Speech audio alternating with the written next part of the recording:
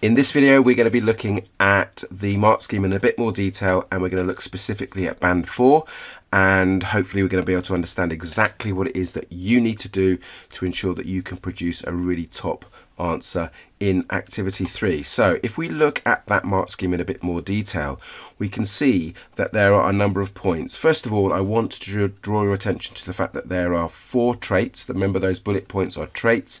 The first one is an overall impression about how that you have gone about answering this question, and it refers to a comprehensive plan. We'll come back to that in a minute. But then we have these 3 specific areas. You can see there, hopefully, meeting the needs of the customers, meeting the needs or the trends in the industry, and then meeting the needs of the business. And we're going to focus on each of those 3 points in a moment. But let's just go back to the overall response first of all. And what the exam board are looking for is this comprehensive plan. So I think the question we need to ask ourselves is, what does comprehensive mean, and what's the exam board looking for from us or from you in regards to a comprehensive plan? So as far as they're concerned, as far as Pearson BTEC are concerned, comprehensive means covering a large amount, a wide range of the content from within the specification. So what that means is, when you're giving your recommendations, you can't just talk about, say, marketing and how you would focus on everything you've learned about marketing and not talk about anything else. So you need to be talking about, yes, marketing, but maybe something to do with human resources, maybe something to do with finances, maybe something to do with trends in the industry, and various things that you've studied across the range of the specification. That's so important, and specifically, of course, if you want to get into this top band here, band 4, with the 16 to 8 to 20 marks available. If we go on then, let's have a look in a bit more detail about the needs, meeting the needs of the customers.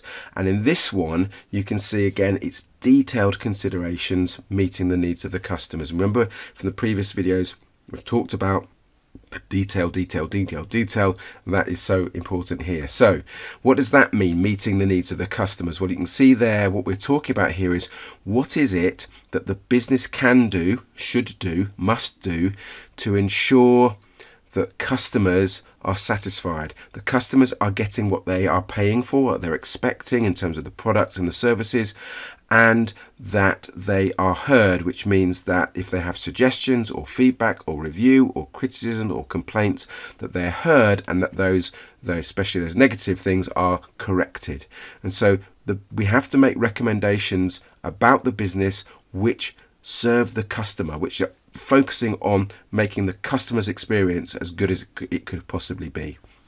Then the next one, if we move down, is focusing on the trends in the industry, and again, detailed considerations about the trends in the industry. And just for clarification here, you can see we're talking about keeping up to date with what's happening in the industry, what's currently very on trend, in vogue in terms of the products and services that are currently on the market.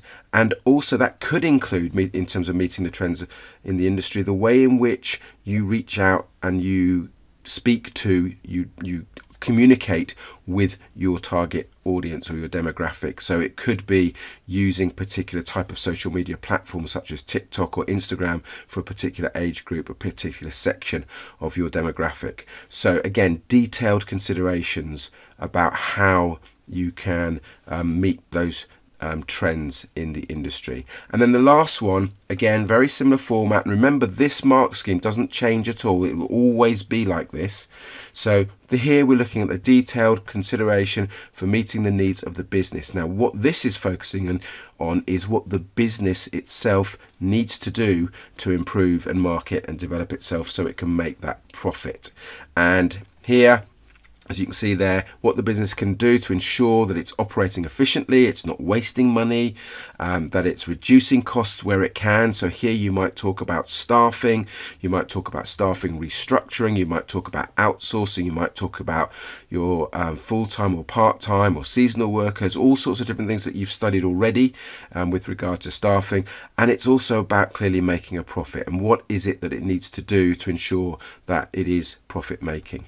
And just one more point about this, you'll see on each of these traits that it says Certainly down here, supported by detailed examples, supported by detailed examples, supported by detailed examples. So everything that we're doing to get into band 4 is about detailed examples. And so I reiterate again, the more specific the detail, the higher you will score. I really hope that this is becoming crystal clear to you. I know that perhaps I sound like a stuck record, but it's so important. We give more detail, more detail, more detail, we're going to get into that top band.